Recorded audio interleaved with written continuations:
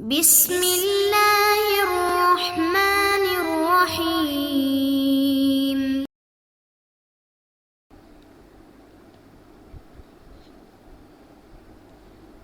اعوذ باللہ من الشیطان الرجیم، بسم اللہ الرحمن الرحیم، الحمد للہ رب العالمین، والصلاة والسلام علی سیدنا وحبیبنا محمد وآلہ الطیبین الطاہرین۔ السلام علیکم ورحمۃ اللہ وبرکاتہ۔ دوستان عزیز، آج کی ہماری گفتگو کا عنوان ہے نسخ اور تفصیل۔ علم اصول کے اہم ترین مباحث میں سے ایک مبحث کیا ہے؟ یہی نسخ اور تخصیص سے ہے۔ چونکہ قرآن کریم میں آیات منسوخہ بھی موجود ہے اور آیات ناسخہ بھی موجود ہیں، اسی طرح سے تخصیص کے بارے میں تو بہت سارے جو ہے آیتیں مل سکتی ہے۔ اس طرح روایات میں اگر ہم دیکھیں گے تو روایات میں بھی بہت سارے عمومات پائے جاتے ہیں، تو ساتھ ساتھ بہت سارے مخصصات کو بھی ذکر کیا گیا ہے۔ تو ہم انشاءاللہ یہ جاننے کی کوشش کریں گے کہ نسخ کی کیا تعریف ہے، لغت میں نسخ کسے کہا جاتا ہے اور اصطلاح میں نسخ کی کیا تعریف ہوگی۔ اسی طرح سے قرآن کریم سے کچھ آیات ہم آپ کی خدمت میں پیش کریں گے تاکہ نسخ کی حقیقت کو ہم جان سکیں۔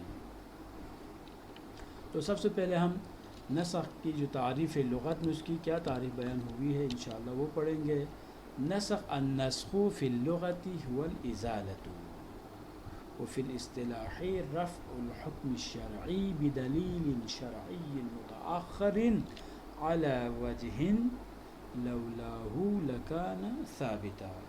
فرماتے ہیں کہ لغت میں نسخ کا مطلب کسی شے کو زائل کرنے کو کہا جاتا ہے، یعنی کسی بھی چیز کو اٹھانے کو، زائل کرنے کو، رفع کرنے کو نسخ کہا جاتا ہے۔ لیکن اصطلاح میں حکم شرعی سابق کو دلیل شرعی متأخر کے ذریعے اٹھانا کہ اگر دلیل متأخر نہ ہوتی تو حکم سابق برقرار رہتا۔ یعنی بس یہاں سے ہمیں جو معلوم ہو رہا ہے اصطلاحی تعریف سے کہ دو حکم ہوتے ہیں، ایک حکم پہلے سے موجود ہوتا ہے اور بعد میں دلیل آ کر اس حکم کو جو پہلے سے موجود تھا اس کو اٹھا کر ایک نیا حکم اس کی جگہ پر جو ہے وہ وضع کرتی ہے دلیل۔ اب نسخ جو ہے تخصیص سے زمانی ہوتا ہے، یعنی نسخ استمرار حکم کے لیے معنی ہوتا ہے۔ اس کا کیا مطلب ہے؟ یعنی حکم تخصیص زمانی کا مطلب یہ ہے کہ انشاءاللہ ہم بعد میں بیان کریں گے تخصیص اور نسخ کا جو فرق بیان کرتے ہوئے انشاءاللہ تخصیص کی دو قسمیں ہوتی ہے، تو ان میں سے کیا تخصیص زمانی۔ تخصیص زمانی کا مطلب یہ ہوتا ہے کہ جب کوئی حکم وضع ہو تو ظاہراً تو ہمیں یہ سمجھ میں آتا ہے کہ وہ حکم جب سے وضع ہوا ہے تو آخر ابد تک جو ہے وہ حکم رہے گا، لیکن دلیل ناسخ کے آنے کے بعد پتہ چلتا ہے یہ جو حکم جو پہلے جعل کیا گیا تھا، یہ جو حکم جو شارع کی طرف سے پہلے بیان ہوا تھا، وہ حکم ایک مختصر عرصے کے لیے تھا، یعنی اس حکم میں جو موجود مصلحت تھی وہ مختصر عرصے کے لیے وہ مصلحت موجود تھی، اور جیسے ہی مصلحت ختم ہو جاتی ہے تو حکم بھی ختم ہو جاتا ہے۔ بس یہ نسخ جو ہے استمرار حکم کے لیے معنی ہوتا ہے، یعنی خود اصل حکم کے لیے، اصل ثبوت حکم کے لیے معنی نہیں ہوتا۔ یعنی ایک حکم جس پر پہلے عمل ہو رہا تھا، پہلے وہ حکم شریعت میں موجود تھا، مسلمان اس پر عمل کرتے تھے، لیکن کچھ عرصے کے گزرنے کے بعد دلیل ناسخ کے آنے کی وجہ سے وہ حکم ختم ہو جاتا ہے۔ تو یہ دلیل جو ناسخ ہے خود ذات ثبوت حکم کے لیے، وجود حکم کے لیے معنی نہیں بنتی، بلکہ وہ دلیل جو ہے استمرار کے لیے جو کنٹینیوٹی ہے اس کنٹینیوٹی کے لیے وہ دلیل معنی بن جاتی ہے۔ قرآن کریم سے ہم چند آیات آپ کی خدمت میں پیش کرتے ہیں۔ بسم اللہ الرحمن الرحیم۔ یا ایھا الذین آمنوا اذا ناجیتم الرسول فقدموا بین یدی نجواکم صدقہ ذلک خیر لکم واطہر فإن لم تجدوا فإن اللہ غفور رحیم۔ سورہ مجادلہ آیت نمبر 12۔ اب اس آیت کریمہ میں رسول اکرم صلی اللہ علیہ وآلہ وسلم سے سرگوشی کرنے سے پہلے صدقہ دینے کو فرض کیا گیا ہے، یعنی اصحاب رسول زمان رسالت مآب صلی اللہ علیہ وآلہ وسلم میں رسول اکرم صلی اللہ علیہ وآلہ وسلم سے سرگوشی کیا کرتے تھے سرگوشی کا مطلب کان میں جا کر باتیں کرنے کو سرگوشی کہا جاتا ہے. باتیں کیا کرتے تھے. اور جب یہ سلسلہ بہت بڑھتا ہے تو خدا کی طرف سے یہ آیت نازل ہوتی ہے کہ اے صاحبان ایمان، جب بھی رسول سے سرگوشی کرو تو سرگوشی کرنے سے پہلے صدقہ دے دیں. یعنی پہلے صدقہ دے دیں، خیرات دے دیں. اس صدقہ کے دینے کے بعد پھر رسول اکرم صلی اللہ علیہ وسلم سے سرگوشی کریں، کوئی مسئلہ نہیں ہے. جب یہ آیت آتی ہے یعنی پہلے سرگوشی کیا کرتے تھے، کچھ عرصے کے بعد یہ آیت اترتی ہے. آیت کے بعد جو ہے سرگوشی سے پہلے صدقہ دینا واجب ہو گیا. جب اصحاب کرام رضوان اللہ تعالی علیہم میں سے سوائے حضرت علی کے کسی نے بھی صدقہ دے کر سرگوشی نہ کی. یہ مفسرین فرماتے ہیں کہ حضرت علی علیہ السلام نے سرگوشی کی اور آپ نے صدقہ بھی دیا، لیکن اس کے علاوہ جو ہے وہ کسی نے سرگوشی نہیں کی. حتیٰ کہ روایت میں موجود ہے بلکہ بہت ساروں نے مسئلہ شرعیہ پوچھنا ترک کیا. یعنی بہت سارے جو ہے اصحاب کرام جو ہے وہ مسائل شرعیہ تک بھی نہیں پوچھتے رہے ان دنوں میں، کیونکہ یہ جو حکم نازل ہوا تھا کیا تھا، ان سرگوشی سے پہلے صدقہ دے دیں. جب یہ مسئلہ پیش آیا تو یہ حکم منسوخ ہو گیا. کیسے منسوخ ہوا؟ اس آیت کریمہ آیت مجادلہ آیت نمبر 13 کے ذریعے، سورہ مجادلہ آیت نمبر 13 کے ذریعے. اَأَشْفَقْتُمْ أَن تُقَدِّمُوا بَيْنَ يَدَيْ نَجْوَاكُمْ الصَّدَقَاتِ فَإِذْ لَمْ تَفْعَلُوا وَتَابَ اللَّهُ عَلَيْكُمْ فَأَقِيمُوا الصَّلَاةَ وَآتُوا الزَّكَاةَ وَأَطِيعُوا اللَّهَ وَرَسُولَهُ وَاللَّهُ خَبِيرٌ بِمَا تَعْمَلُونَ.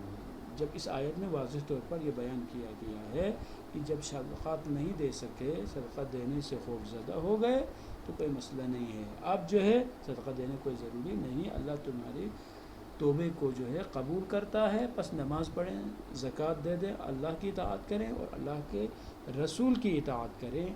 جو کچھ تم کرتے ہو اس سے اللہ تعالیٰ باخبر ہے. اب دیکھیں، پہلی آیت میں صدقے کو واجب قرار دیا تھا، اب اس آیت کے ذریعے اس حکم کو منسوخ کر دیا. یعنی کچھ عرصہ تک وہ حکم رہا، حکم ناسخ منسوخ جو ہے کچھ عرصے تک رہا. اس کے بعد جو ہے دوسری آیت کے حکم کو اٹھایا گیا. اس آیت کریمہ کے ذریعے سابقہ آیت منسوخ ہو گئی. اور قرآن مجید میں اگر ہم نسخ کی بات کریں تو کہتے ہیں نسخ بہت کم ہے، اور بعض مفسرین کے مطابق صرف چند محدود موارد ہے، اور انہی موارد میں سے ایک یہ ہے. بسم اللہ الرحمن الرحیم. والذین یتوفون منکم ویذرون ازواجا وصیۃ لازواجہم متاعا الی الحول غیر اخراج.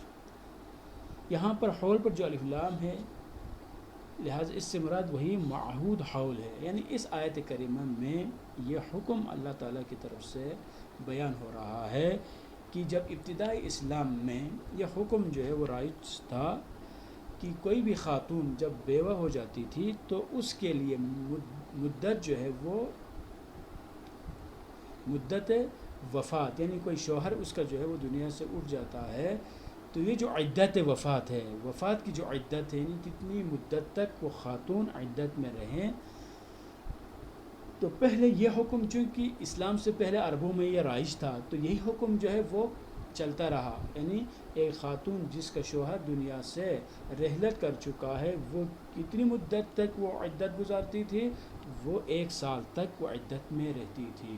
یعنی 1 سال گزرنے کے بعد پھر عدت کی جو مدت ہے وہ ختم ہو جاتی تھی اور ختم ہو کر وہ کسی اور سے شادی کر سکتی تھی. پورا 1 سال تک جو ہے وہ عدت میں رہتی تھی، جو اسلام سے پہلے عربوں میں رائج تھا. یعنی جو الف لام سے مراد یہاں پر یہی ہے، الی الحول، حول مطلب جو الف لام ہے، ان خواتین 1 سال تک عدت گزارتی تھی. لیکن بعد میں دوسری جو آیت نازل ہوتی ہے والذین یتوفون منکم ویذرون ازواجا یتربصن بانفسہن 4 اشہر وعشرا. اب اس میں کیا حکم بیان ہو رہا ہے؟ اگر کسی کے ہاں کسی کا شوہر اگر فوت ہو جاتا ہے، وہ انتقال کرتا ہے تو 4 مہینے 10 دن جو ہے عدت وفات ہے. یعنی عدت وفات جو کہ پہلے 1 سال ہے اس کو کم کر کے اب 4 مہینے 10 دن مقرر یہاں شریعت کر رہی ہے. پس عورت جو ہے وہ کتنے مدت تک عدت گزارے گی؟ 4 مہینے 10 دن. بعد میں اس آیت کے ذریعے پہلے والا حکم کیا ہوا ہے؟ منسوخ ہو چکا ہے. اور عدت وفات کو 1 سال سے کم کر کے صرف 4 مہینے 10 دن تک محدود کر دیا۔ بس نسخ میں کچھ عرصے تک منسوخ پر عمل ہونا ضروری ہے۔ اب ان دونوں آیتوں کا اگر ہم مطالعہ کریں، ان دونوں آیتوں میں ہم غور کریں تو یہی نتیجہ ہم اخذ کر سکتے ہیں کہ نسخ میں کچھ عرصے تک منسوخ پر عمل ہونا ضروری ہے۔ جب کچھ عرصے تک منسوخ پر عمل ہو تو اس کے بعد جو ہے پھر وہ دلیل ناسخ آ کر منسوخ کو ختم کر دیتی ہے۔ اب ہم سوالات کی طرف بڑھتے ہیں۔ نسخ کی لغوی تعریف کرے، نسخ کی اصطلاحی تعریف کرے، قرآن کریم سے نسخ کی ایک مثال پیش کریں۔ وصلی اللہ علی سیدنا و نبینا محمد و آلہ الطیبین الطاہرین، والسلام علیکم ورحمۃ اللہ وبرکاتہ۔